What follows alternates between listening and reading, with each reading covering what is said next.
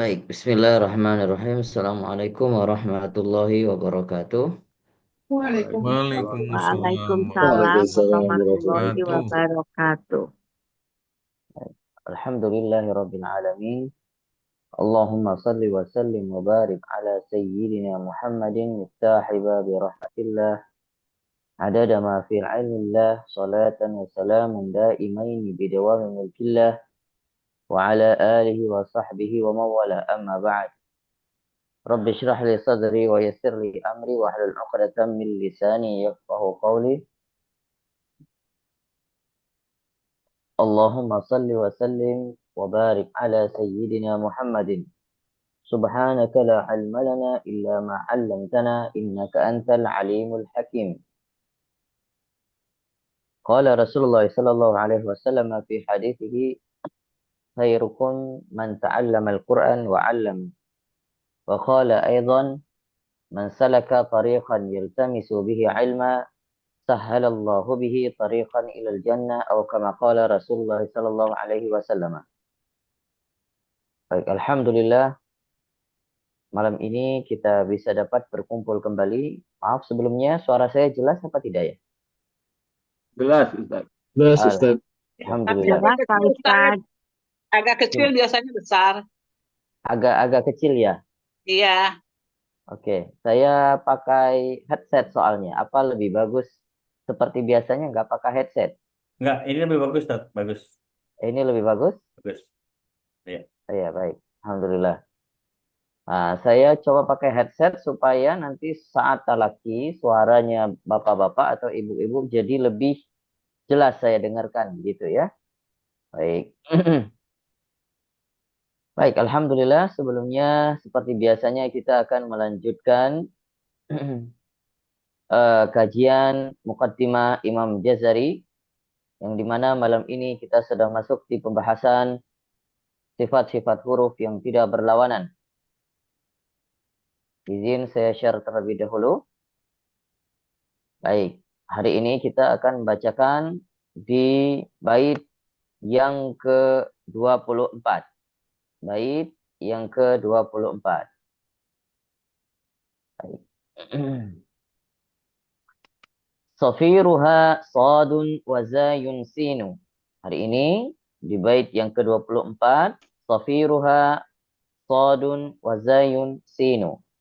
Qalqalatun qutbujadin wallinu. Maka yang kita bahas hari malam ini pada malam hari ini insyaallah sifat huruf yang tidak berlawanan yaitu safir dan juga qalqalah.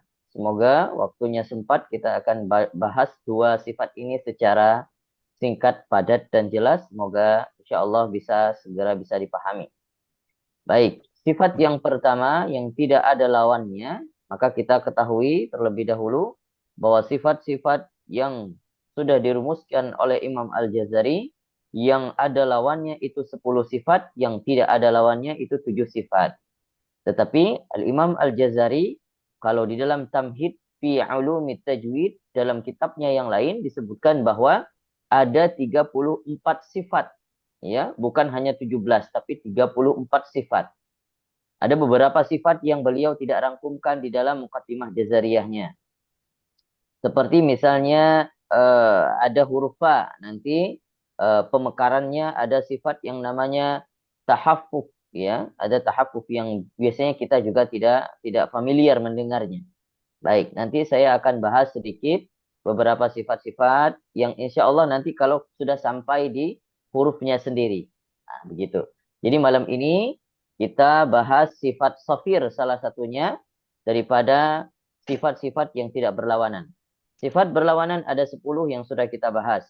Sekarang kita masuk yang ke-11, sifat yang ke-11 ya, sifat safir. Apa itu safir? Baik. Sifat safir. Safir itu secara bahasa, secara bahasa, sifat safir secara bahasa yaitu eh, sifat safir itu adalah siulan, ya, secara bahasa adalah siulan. Tetapi secara istilah adalah berdesisnya suara karena keluar dari celah antara ujung lidah dengan dua gigi seri atas dan bawah. Ya, maka sifat ini ada 3 huruf. Ada 3 huruf. Kalau di sini disebutkan sodun, wazayun, sinu. Jadi 3 huruf. Huruf sod, huruf zai, dan huruf sin. Baik.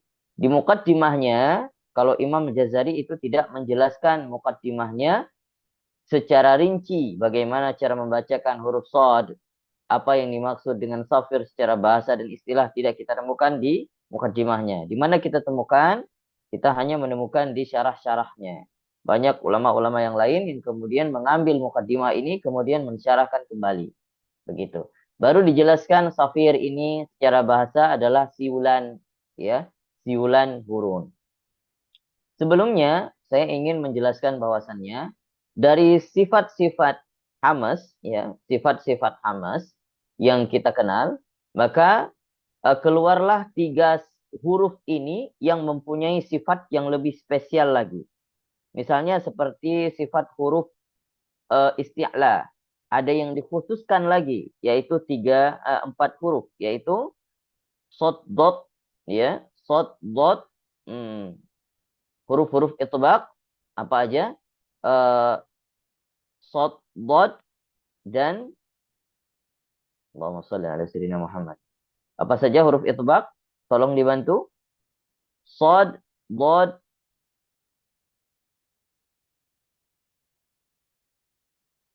To, To, to, to, to, zo, dan zo. zo. Baik. zo, Sod, dot, to, zo. Alhamdulillah. Masih ada yang ingat.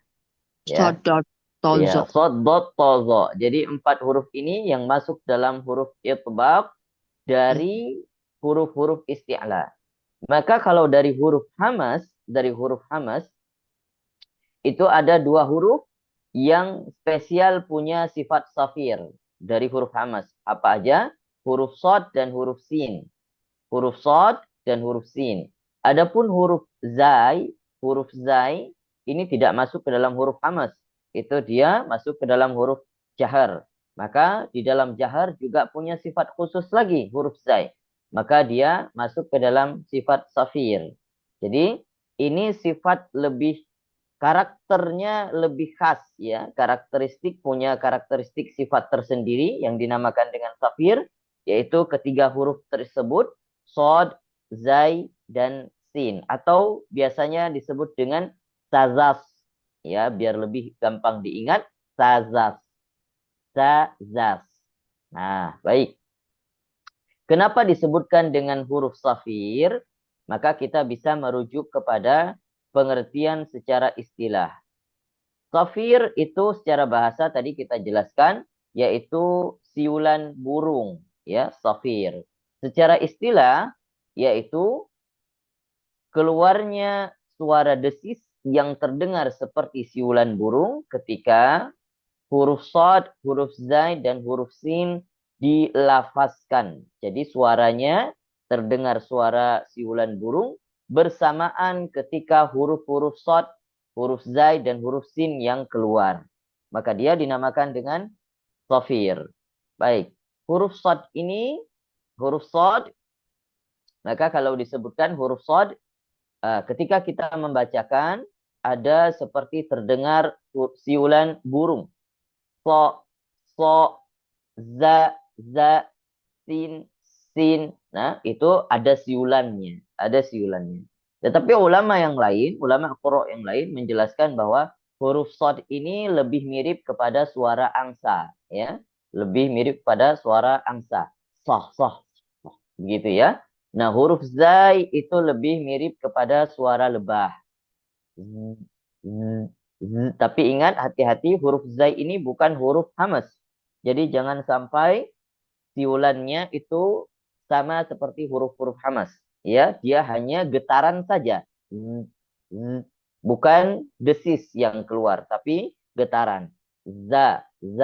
Adapun sin itu termasuk juga huruf hamas yang para ulama mengatakan ini bersuaranya itu serupa dengan huruf dengan suara ular, ya. Begitu. Sin, maka diutamakan ketika membaca huruf sin, itu desisnya dikecilkan sekecil mungkin. Gitu ya. Dikecilkan sekecil mungkin sehingga tidak serupa dengan desisnya huruf so. Maka secara keseluruhan, 3 huruf ini desisnya huruf yang mempunyai suara siulan, seperti suara siulan atau ada desisnya. Adapun zai yang tidak punya desis tapi getarannya seperti suara siulan yang sifatnya sama, mempunyai sifat sofir, punya sifat yang seperti suara siulan burung. Baik, berarti kalau kita simpulkan huruf sod, huruf sad itu ketika kita membacakan, maka di sana ada sifat hamas yang membarengi pertama, kemudian sifat safir, kemudian sifat rokhawah. Ya, kemudian sifat rakhawah. Jadi semua sifat-sifat safir ini masuk kepada rakhawah. Ya, masuk kepada rakhawah. Tidak ada huruf yang syiddah. Makanya ketika dibaca dengan mudah, dengan lunak, sehingga terdengar suara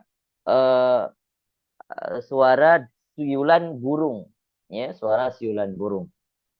Adapun zai itu juga termasuk ke dalam sifat huruf yang membarenginya. Yang pertama ada sifat rakhawah. Yang kedua, ada sifat jahar. Dan kemudian yang ketiga, sifat safir. Maka ketiga huruf ini, ketiga sifat ini, ketika kita membaca huruf zai, itu berbarengan 3 sifat ini secara otomatis keluar. Maka sehingga ketika kita ingin memaksimalkan safirnya, 2 sifat tadi pasti membarengi. Apa itu? Rakhawah dan jaharnya. Adapun sin, ketika kita ingin memaksimalkan sifat safir, maka yang membarenginya juga 2. Sama seperti shad tadi. Yaitu rakhawah dan hamas. Baik. Ini penjelasan terkait dengan sifat safir. Maka cara membacanya. So, as. Ya. So, as. Baik. Kita baca. Nanti kita akan praktikkan secara berbarengan. Baik juga. Huruf zai juga kalau kita bacakan dalam berharokat za, zi, zu. Jangan sampai desis za, tidak ya, tidak ada desisnya. Dia hanya getaran saja. Za, zi, zu. Za, zi, zu. Az. Juga huruf sin. Sa, si, su. Sa, si, su. Sa, si, su. Bukan so. Bukan so. Hati-hati. Makanya ketika membaca sin, tarik sedikit lebih ditarik gerahamnya supaya kecil desis huruf sin yang keluar. Sa, si, su. Sa, si, su. S. Baik. Kita praktikkan sod dari mulai huruf sod. Baik, boleh dibuka semua mikrofonnya terlebih dahulu sementara. So, si, su, bas. Silahkan.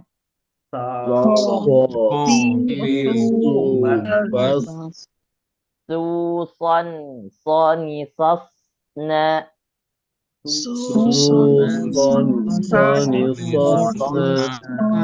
Minal musni. Masison, soni, so.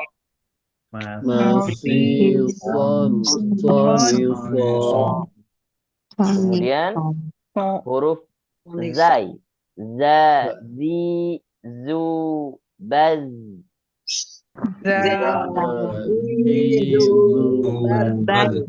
Lebih ditekan ya, tidak hanya za, zi, takutnya nanti bersamaan dengan huruf za. Lebih ditekan getarannya. Za, zi, zu, baz.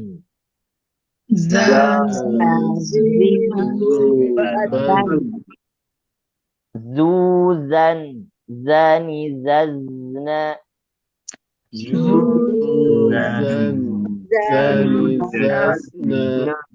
Minal muzni. Mazizan, zaniza. Mazizan. Huruf sin. Sa, si, su, ba. Nggak ada yang panas, Kin? Ada panasnya? Dari kemarin, Susan, pagi-pagi. sani, sasna. Minal musni. Baik. Sedikit lagi desisnya. Minal musni. Masisan, sanisa.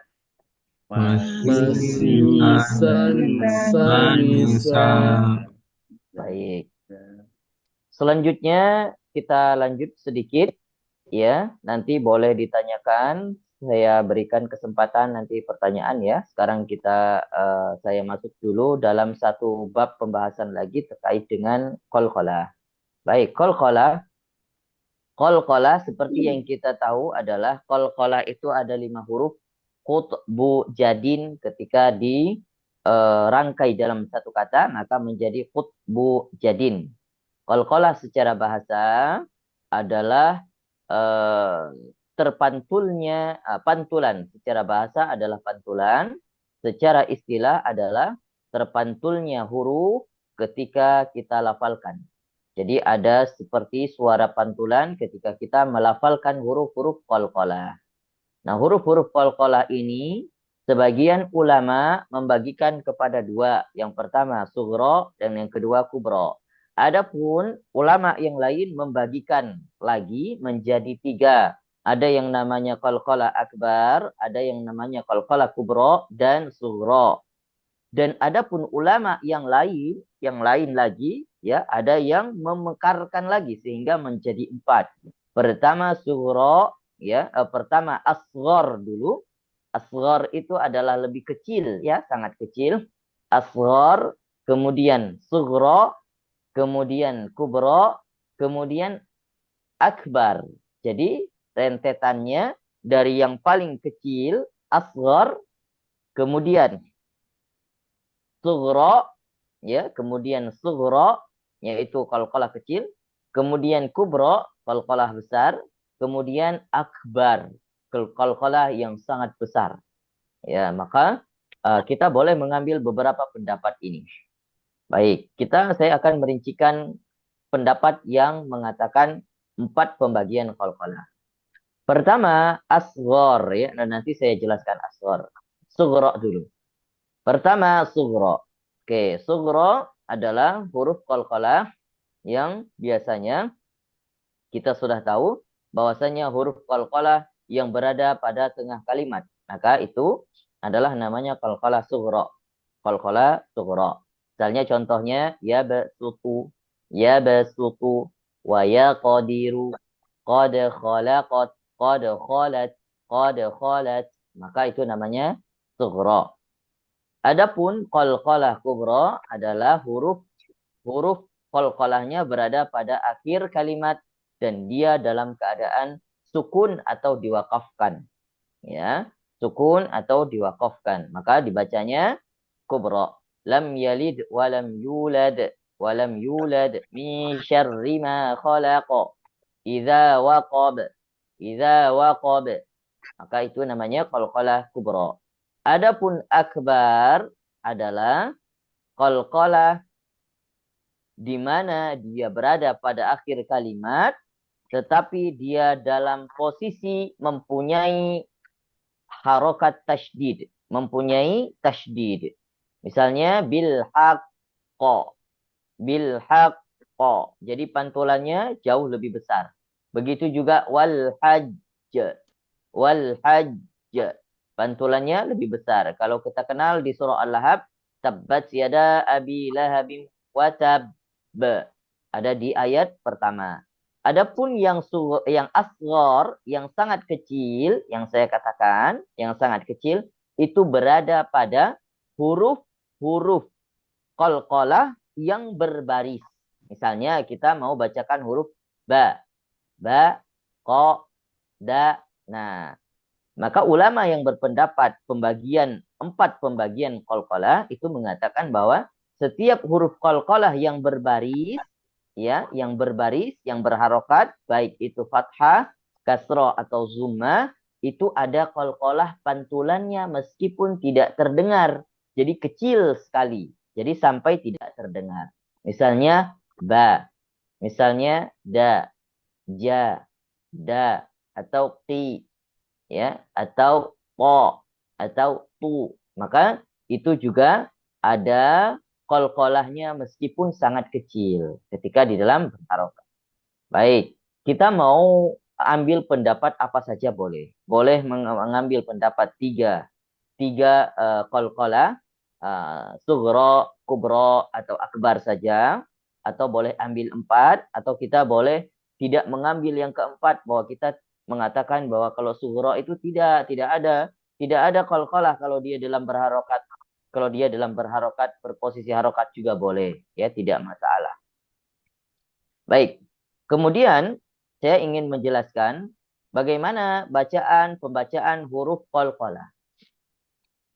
Bacaan huruf qalqalah ketika dia berada pada, meskipun di pertengahan ataupun berada pada akhir bacaan, ya, dia bisa dibaca. Ada beberapa perbedaan pendapat bacaan. Yang pertama terkait dengan bacaan ketika dia dipantulkan.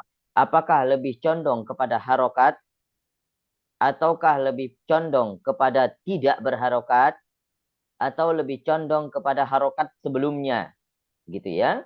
Saya ambil pendapat pertama. Ada yang ulama mengatakan bahwasannya setiap qalqalah, huruf qalqalah yang sukun, pantulannya itu semuanya berharokat fathah.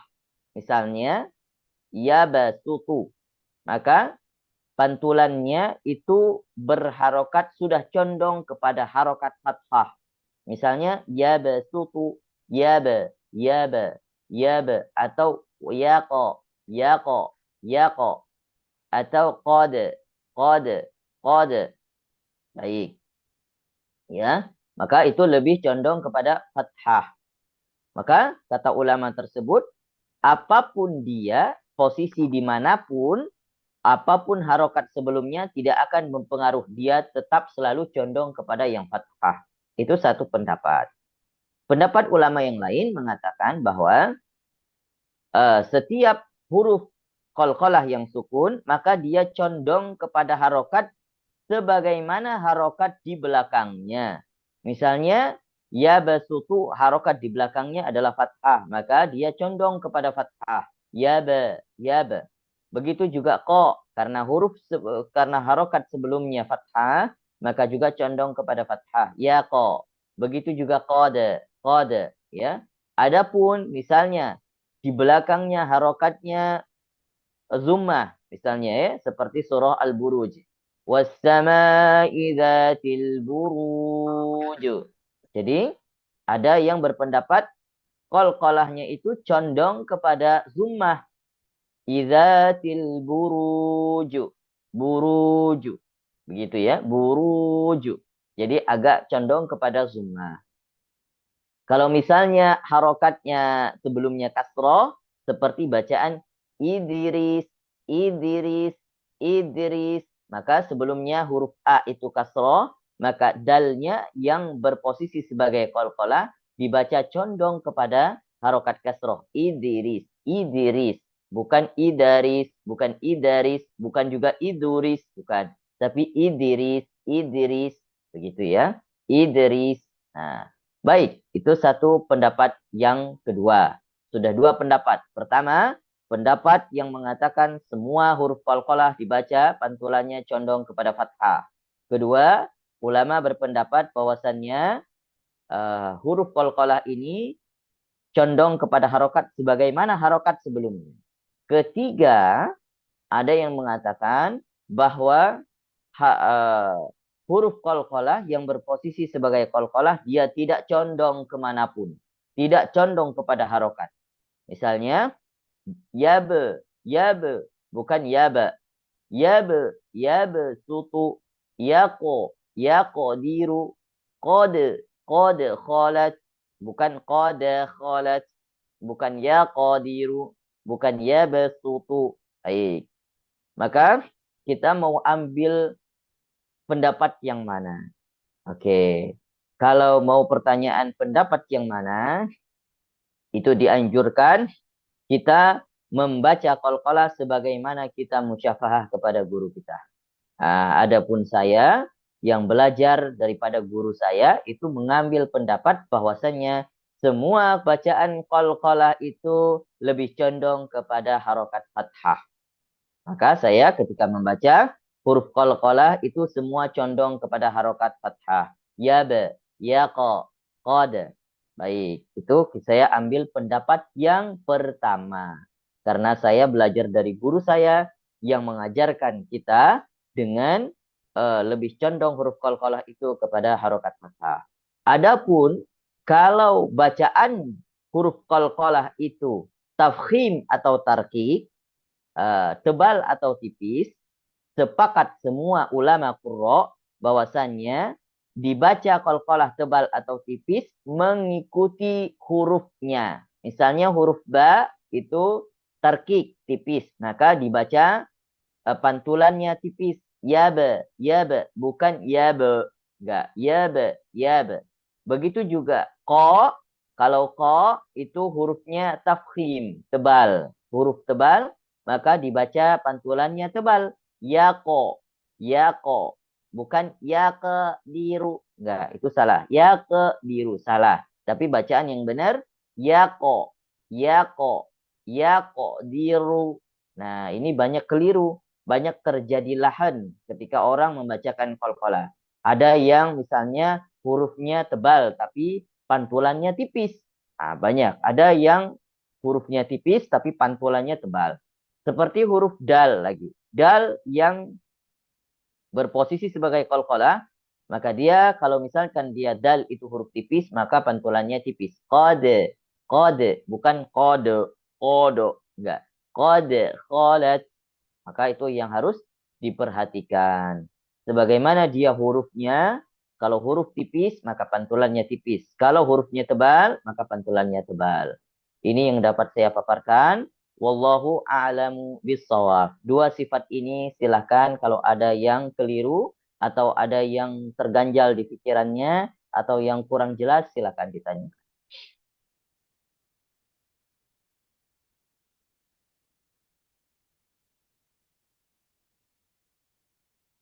Baik, ada pertanyaan? Silakan.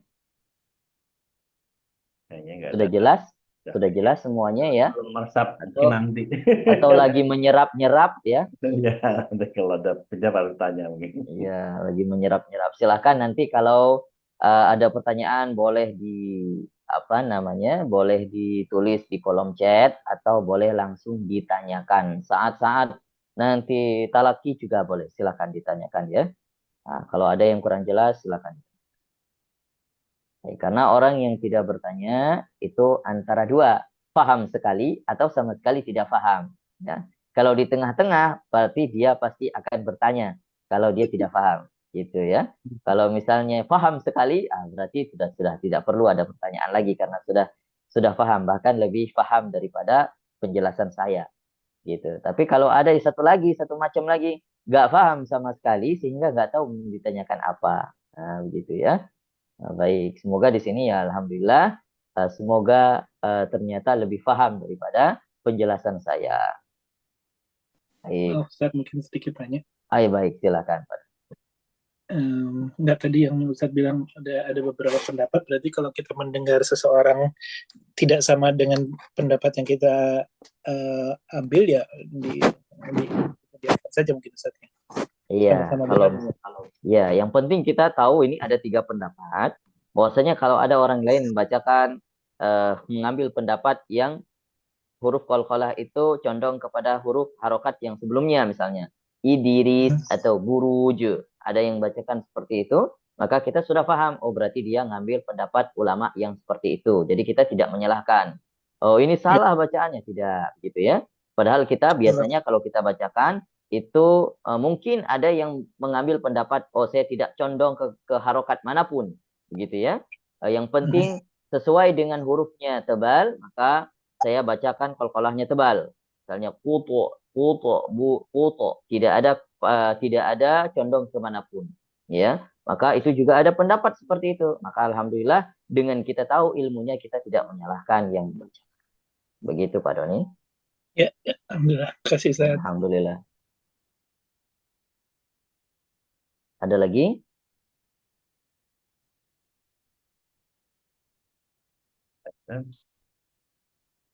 Ada ya. Jadi ini saya nanya nih Pak Nanu.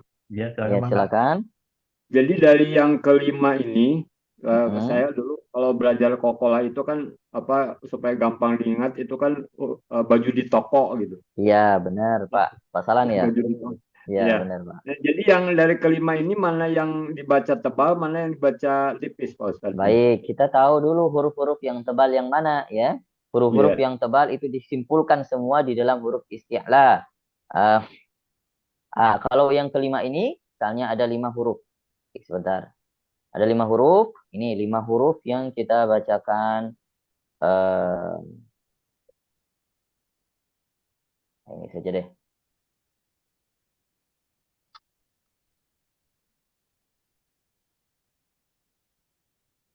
Baik. Kalau bacaannya itu huruf di sini disebutkan qutbu jadin atau baju di toko. Ada 5 huruf. Yang pertama huruf ko, ya, huruf to, kemudian huruf ba, huruf jim, dan huruf dal. Yang mana yang bacaan tebal? Yang dibaca tebal adalah yang pertama ko. Ini ko yang tebal. To yang tebal, yang saya lingkarin itu tebal. Yang saya garis bawahin itu tipis. Ba, jim, dal itu tipis. Ko dan to tebal. Maka bagaimana cara membaca tebal? Seperti huruf ko. Seperti kita membacakan ko. Ko. Maka dalam keadaan posisinya dia sukun dan dia ada pantulannya. Ako. Ako. Tidak boleh ako. Eko. Enggak. Eke. Enggak. Ako. Ako. Begitu juga po. Elpo. Elpo. Bukan apa. Apa. Itu salah. Tapi kalau ba itu tipis, maka bacanya tipis saja. Abe, aje, ade, gitu ya. Bisa difahami pasalan? Ya, terima kasih. Alhamdulillah.